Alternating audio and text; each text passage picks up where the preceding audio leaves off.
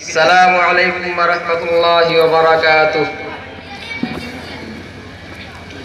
दोस्तों और साथियों, महासज्जनों, आज का दिन हमारे लिए इंतहाई खुशी और मुसर्रत का दिन है। आज फरहत व इंबसात का दिन है। आज जो दिन है, इस दिन हमारा ये भारत देश जालिम अंग्रेज के फौलादी पंजों से आज़ाद हुआ। बरसहा बरस की गुलामी से हमें निजात मिली। हमारे गले में डाला हुआ तौक आज ही के दिन निकाला गया।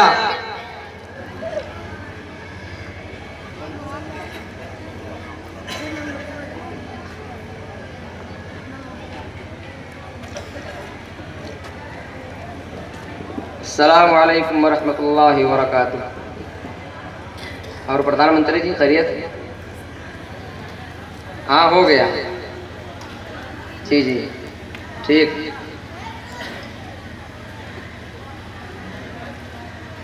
ठीक ठीक ठीक है, ठीक। हाँ दोस्तों, तो मैं कह रहा था कि बड़ी नासपासी होगी अगर आज के दिन हम अपनी कौम के इन सपूतों को याद ना करें जिन्होंने आज़ादी की खातिर इस धरती पर कुर्बानी दी है। हमारा फर्ज बनता है कि हम इन्हें आज के दिन दिलो जान से खराज अकीदत पेश करें, इन्हें याद करें, उनकी कुर्बानियों का तस्करा करें और अपने दिल के नहा खानों को इससे रोशन करें।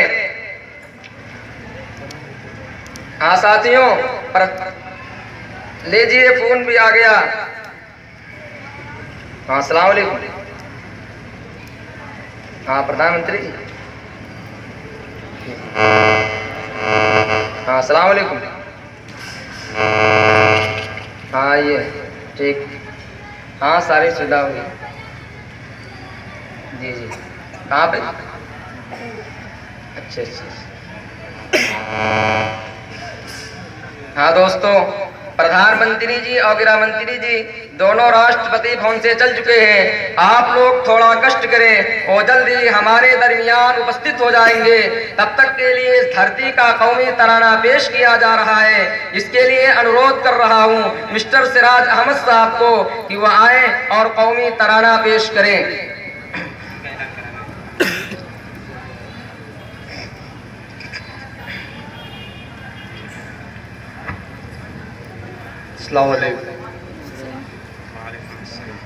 सारे जहां से अच्छा हिंदोस्ता हमारा हमारा, सारे जहां से अच्छा हम बुलबुले हैं इसकी, यह गुलसिता हमारा, सारे जहां से अच्छा हिंदोस्ता हमारा हमारा, सारे जहां से अच्छा।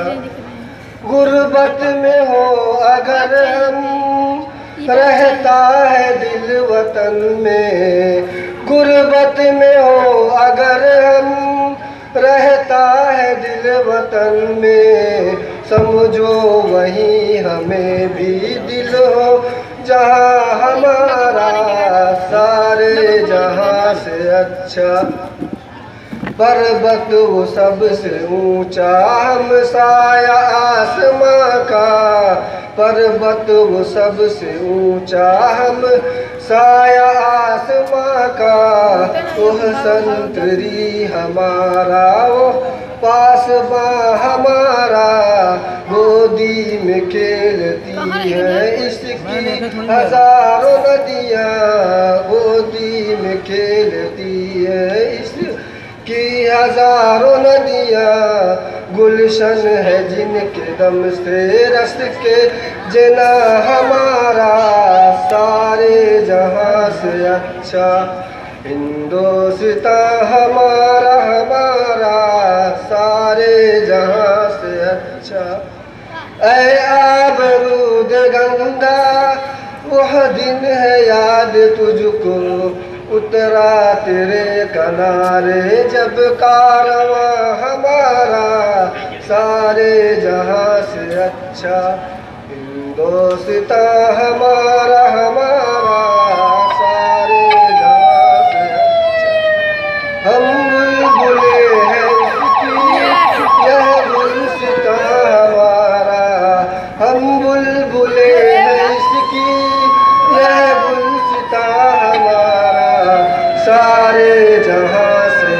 अच्छा, हिंदुस्तां हमारा हमारा सारे जहां से अच्छा।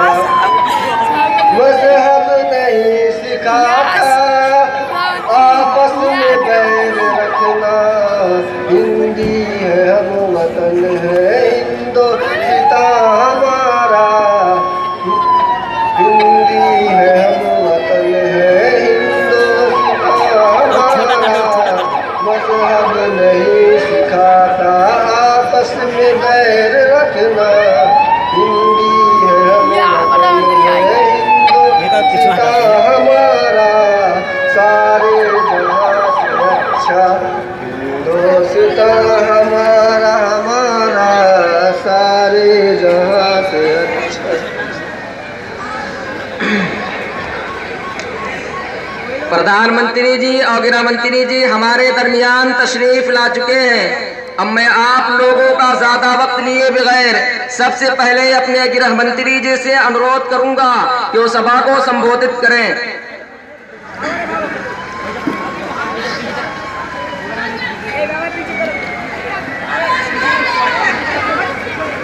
अस्सलामु अलैकुम वरहमतुल्लाहि वबरकातुहू। हमारे देश के महासज्जनों, आज के दिन 15 अगस्त के शुभ अवसर पर आप सबको बहुत बहुत आशीर्वाद और शुभकामनाएं पहुंचे। मंच पर उपस्थित माननीय प्रधानमंत्री जी, विधायक जी, देशवासियों, युवा महासज्जनों, आज का दिन भारत के लिए बहुत ही ऐतिहासिक दिन है।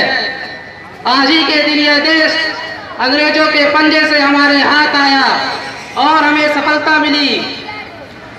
आज इस मंच पर हमें आजादी मनाने के लिए इकट्ठा हुए हैं। देश के उन महासपूतों को श्रद्धांजलि अर्पित करने के लिए इकट्ठा हुए हैं जिनकी रात दिन की मेहनतों से हमें सफलता मिली। तो मैं दिलो जान से उन महासपूतों को खिराज अकीदत पेश करता हूँ जिन्होंने आजादी की लड़ाई लड़ी और उसके लिए जान की बाजी लगा दी। इसी के साथ मैं आप सबका बहुत बहुत शुक्रिया अदा करते हुए रुखसत होता हूँ। खुदा हाफिज, जय हिंद, जय भारत।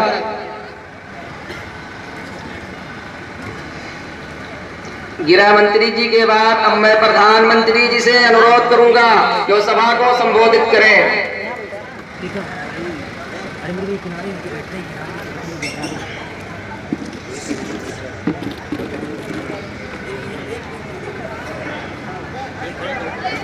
सबसे पहले मैं अपने सभी लोगों को 15 अगस्त के शुभ अवसर पर शुभकामनाएं पेश करता हूं कि आज भारत के इस ऐतिहासिक दिन में हम अपनी कथा सुनाने के लिए यहाँ उत्तरित नहीं हुए, परंतु हमारा उत्तरित होने का उद्देश्य भारत के उन सपूतों को श्रद्धांजलि अर्पित करना है जिन्होंने इस देश की खातिर कठिनाई झेली, जिनकी अनथक कोशिशों से भारत देश हमारे अधिकार में आया। सदियों के गुलामी से हमें छुटकारा मिला और हमें स्वतंत्रता का विचार और स्वतंत्रता की चिंता प्राप्त हुई। आज भारत के ऐतिहासिक दिन में ये भारत सिर्फ हिंदू की नहीं बल्कि उन तमाम देशवासियों की है जो यहाँ भारत में रहते हैं, यहाँ के नागरिक हैं, यहाँ के नदियों का जल पीते हैं, यहाँ के खेतों का अनाज खाते हैं, यहाँ के बागों का फल खाते हैं। भारत उन सब का है। यद्यपि हिंदू हो या मुस्लिम, सिख हो या ईसाई, पारसी हो या जैन, किसी भी धर्म के अनुयायी हो, उन सबको एक साथ मिलकर स्वतंत्रता का दिवस मनाना चाहिए। राष्ट्रीय पिता महात्मा गांधी जी, राजा महेंद्र प्रताप और जवाहरलाल नेहरू जैसे मुंशियों का स्मरण करना चाहिए। आज भारत के इस ऐतिहासिक दिन में हम अपनी कथा सुनाने के लिए यहाँ उपस्थित नहीं हुए हैं। आज भारत के इस ऐतिहासिक दिन में हम आप लोगों को यह भी बतलाता चलूं कि जब से ये भारत देश हमारे अधिकार में आया, हमने गरीबों, दलितों, कृषकों के लिए अधिक से अधिक सुविधाएं पैदा करने का प्रयास किया। खाद के टैक्स को खत्म किया, कृषकों के बकाया मूल्य वापस दिए जाने का आदेश दिया। इंदिरा गांधी योजना अनुसार गरीबों के लिए भवन निर्माण का कार्य किया। आज इंदिरा गांधी योजना अनुसार गरीबों के लिए भवन निर्माण का कार्य किया, लोपत गामने की सुविधाएं पैदा की, और इन सब के अतिरिक्त मैंने अपना दरवाजा कभी बंद ना किया। रात दिन जिस हिस्से में किसी ने फोन किया, फैक्स किया, शिकायत की, तुरंत उस पर कार्रवाई की। और आज भी मैं आप लोगों से अहद करता हूं कि जब तक आप लोगों के आशीर्वाद हमारे संग रहेंगे और आप लोग हमें इस पद से सम्मानित रखेंगे, मैं देश की खातिर कुर्बानी देता रहूंगा। और इसी के साथ अब मैं विदा होता हूं और एक बार फिर मैं आप लोगों को हार्दिक शुभकामनाएं पेश करता हूं। अच्छा, खुदा हाफिज, जय हिंद, जय भारत।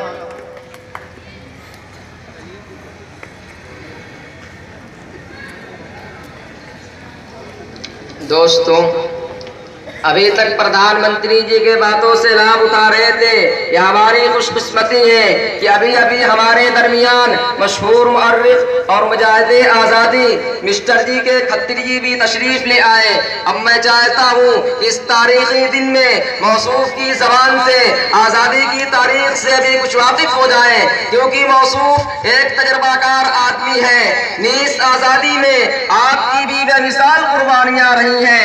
मैं बड़े ही अदब व एहतराम के साथ मौसूफ से दरखास्त करता हूँ कि कुछ इज़हार ख्याल फरमाएं।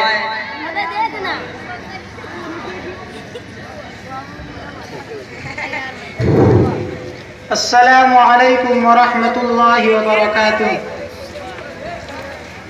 बुजुर्गों और दोस्तों, मैं तो अब बूढ़ा हो चुका हूँ।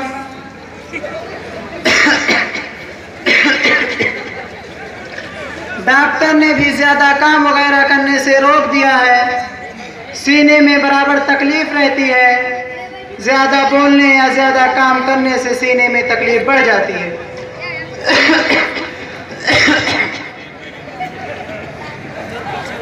सामने बच्चे खड़े हैं, वो बैठ जाएं। फिर एक ही आज़ादी की तारीख तो बहुत तवील है, मैं कहाँ तक बयान करूँ।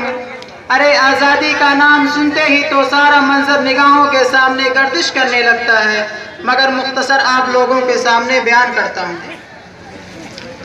बुजुर्गों और दोस्तों, 19वीं सदी में आज़ादी का सिर्फ एक ही रास्ता समझा जा रहा था, और वह था ताकत और तशद्दुद का इस्तेमाल, खलफशार और बदअमनी पैदा करना, बगावत के जज्बात को हवा देना।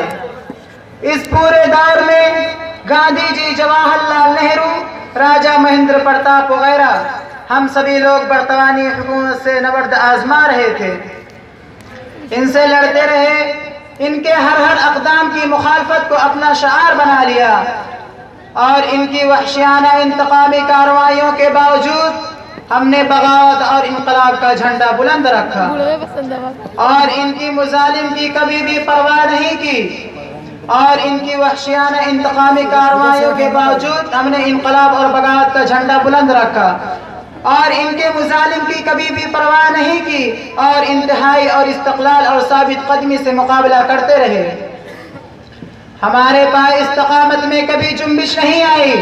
गांधी जी ने मुजाहिदीन आज़ादी की क़यादत करते रहे और रहनुमाई के फ़राइज़ अंजाम देते रहे, और बिल आखिर अंग्रेज़ को पसपा होना पड़ा, और बड़ी मेहनत और कोशिश से हम अपने मकसद में कामयाब हो गए, और ये देश हमारे कब्जे में आ गया।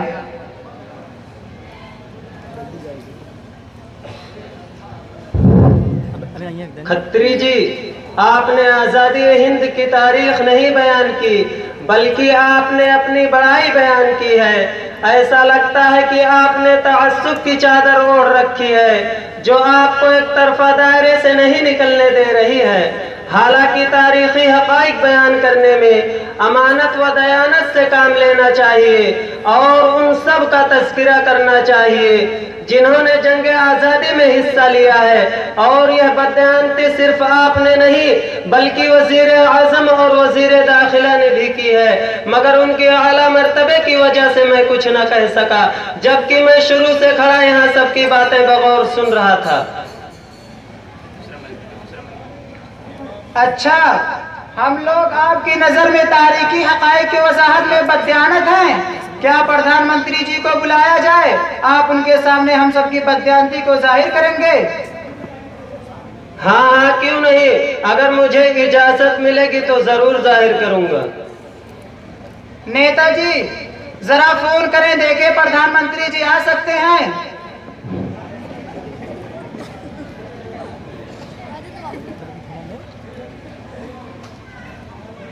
अस्सलाम वालेकुम। प्रधानमंत्री जी, हाँ जी, प्रधानमंत्री जी से मिलना है। हेलो प्रधानमंत्री जी, हाँ उन्हीं से मिलना है। हाँ, अगर थोड़ा सा यहाँ मौका दे सके तो ज़रूर कष्ट कर लें। अच्छा अच्छा अच्छा, ठीक।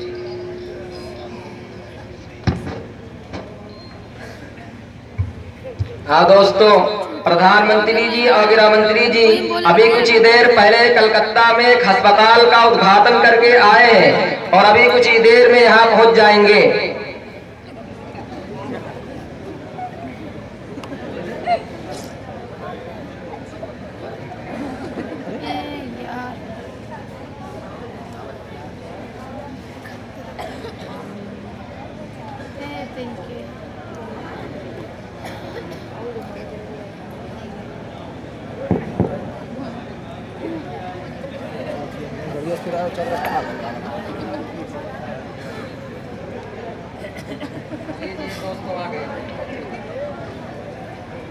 आली जनाब, ये लोग हम सब जानती और तारीखी हकाइक में जानिबदारी बरतने का इल्जाम लगा रहे हैं और आपकी इजाजत से इसे दलाइल की रोशनी में साबित करने के ख्वाहिशमंद हैं।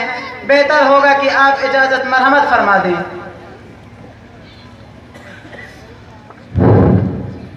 कहिए बालक, जो कुछ कहना है शौक से कहिए। मैं तो दिल्ली में अपने भवन में रहकर लोगों की शिकायतें सुनता हूँ ताकि मुझे मालूम हो कि मेरे देश के लोगों की किस चीज की जरूरत है, मैं उसे दूर करने की कोशिश करूँ।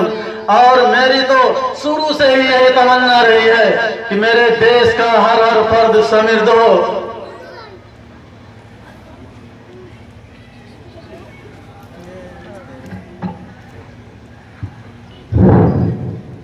आप लोगों ने आज़ादी की तकरीर तो की, मगर सेकुलरिज्म का गला घोट कर रख दिया और जमहूरियत का खून कर दिया।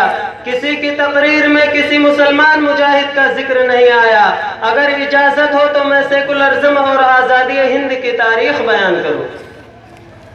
आपकी आवाज में तो बड़ी कड़क पाई जाती है, जरा बयान तो करें। सुनिए मगर गौर से, अगर मैं गलत बयानी से काम लूं तो मेरा गिरेबान पकड़ लीजिए, और अगर मैं हक हूं तो इकरार करने से राह फरार अख्तियार मत करना। 11 मई 1857 ईस्वी दर हकीकत जंग आजादी का नुक्ता आगाज है, जिसका नशा सबसे पहले मुसलमानों में ही पैदा हुआ। अंग्रेजों ने हुकूमत व इख्तिदार मुसलमानों के हाथों से छीना था, इसीलिए कुदरती तौर पर मुसलमान ही ज्यादा मुश्ताइल थे। 1857 ईस्वी में जब अंग्रेजी फौज के सिपाहियों ने हुकूमत के खिलाफ बगावत की और अपने अंग्रेज अफसरों को गोली मारकर दिल्ली पर कब्जा करने के लिए चले, लेकिन ये तहरीक कामयाब ना हो सकी।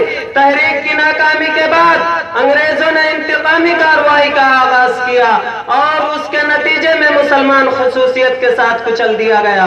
दिल्ली का चांदनी चौक ही नहीं बल्कि हर चौराहे पर सोलियां नस्ब कर दी गई। दिल्ली और दिल्ली के बाहर दरख्तों की शाखों से फांसी के फंदे लटक रहे थे। जो भी मुसलमान अंग्रेजों के हाथ लग गया उसे हाथी पर बिठाया, दरख्त के नीचे ले गए, फंदा उसकी गर्दन में डालकर हाथी को आगे बढ़ाया।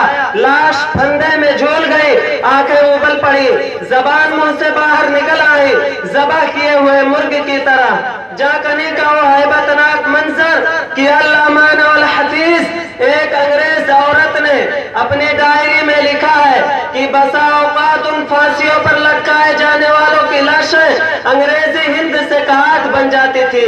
ये था वो रूह फरसा और दिल दहला देने वाला माहौल जब हिंदुस्तान में जंग आजादी के मुसलमान मुजाहिदीन ने अपने सफर का आगाज किया। तारीख के सफहात गवाह हैं कि ये सफर सबसे पहले हमने शुरू किया। उस कांटों भरी वादियों से हमारे ही असलाफ के तलवे लहूलुहान हुए, लेकिन उनके पाए इस्तिकामत में न तो जुम्बिश आई और न लग्जिश पैदा हुई और न ही आगे बढ़ा हुआ कदम 1 इंच पीछे हटा। आपको मालूम होना चाहिए कि इन मुजाहिदीन की सरगर्मियों का आगाज सैयद अहमद राय बरेलवी और मौलाना इस्माइल शहीद रहमतुल्लाह अलैह की क़ियादत में हुआ था।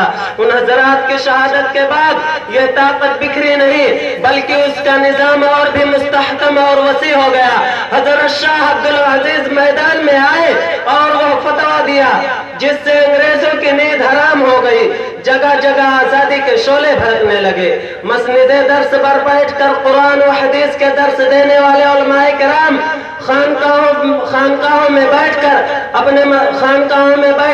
अपने खूने जिगर से शमए इस्लाम रोशन करने वाले मशाइख इज़ाम अपने मदरसों और खानकाहों को छोड़कर मैदान में आ गए और फिरंगियों से नबर्द आजमा हो गए और मैं अकेला ही चला था जानिबे मंजिल, मगर राह रो आते गए और कारवां बनता गया कि मिसदाक बन गए।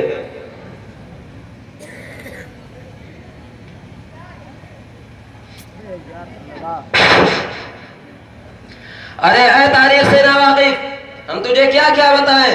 तू लोगों की निगाहों पर पर्दा डालना चाहता है और उन्हें अंधेरे में रखना चाहता है।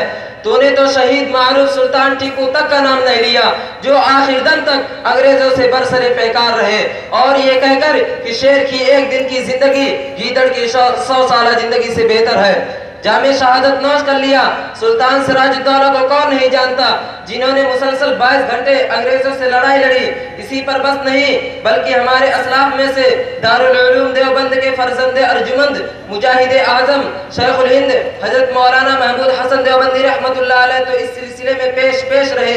हजरत ने अंग्रेजों के खिलाफ एक ऐसी आलमगीर तहरीक चलाई थी जिसे अक्ल इंसानी हैरान और शर्मदर रह जाते हैं, जिसे तहरीक रेशमी रुमाल से जाना जाता है। आपके तिलमीज़े खास शेखुल इस्लाम हजरत मौलाना सैयद हुसैन अहमद मदनी रहमतुल्लाह अलैह भी बराबर आपके साथ रहे और आज़ादी की खातिर इन हजरात ने ऐसी सऊबतें और तकलीफें बर्दाश्त की जिनको सुनकर आज भी रोंगटे खड़े हो जाते हैं। ये ऐसे वाक़यात हैं कि जिनका झुटलाना चमकते हुए सूरज के इनकार के मुतरादिफ है। खुलासा ये है कि अगर हमारे असलाफ ने हिंदुस्तान की आज़ादी में बढ़ चढ़ कर हिस्सा न लिया होता तो ये हिंदुस्तान कभी भी आज़ाद न होता। और अगर इन तारीखी हक़ाइक़ के वाज़ह हो जाने के बाद भी किसी का दिल तस्लीम ना करे तो मैदान में आए। है सकत, है हिम्मत।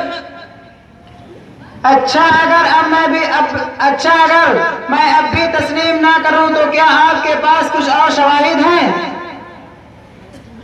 लीजिए, आप ही के धर्म और मजहब के मानने वाले मशहूर मुअर्रिख V.R. बेडजर्स से आप इस सिलसिले में दरियाफ्त कर सकते हैं कि मैं जो कुछ बयान किया वो सही है या गलत।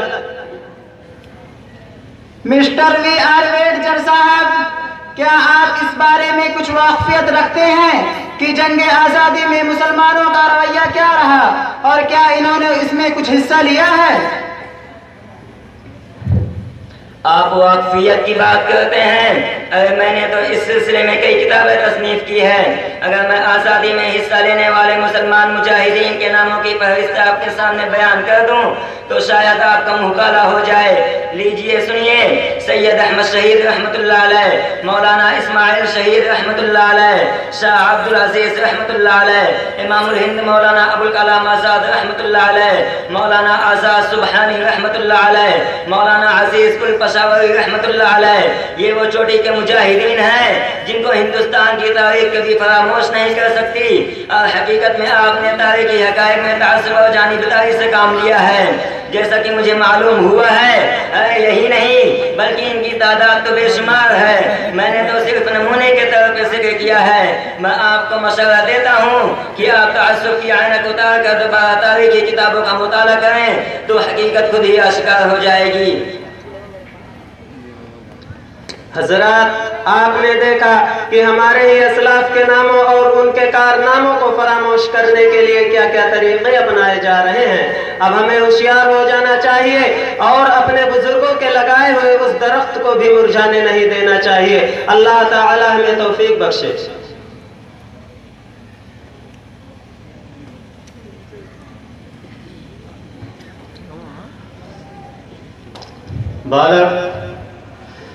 बालक परेशान होने की जरूरत नहीं है। मैं हिंदुस्तान की तमाम सपूतों की याद बाकी रखने के लिए, हिंदुस्तान की तमाम सपूतों की याद बाकी रखने के लिए जल्द एक नियम बनाऊंगा। बस हमें तुम्हारे आशीर्वाद की जरूरत है। अच्छा, खुदा हाफिज। जय हिंद, जय भारत।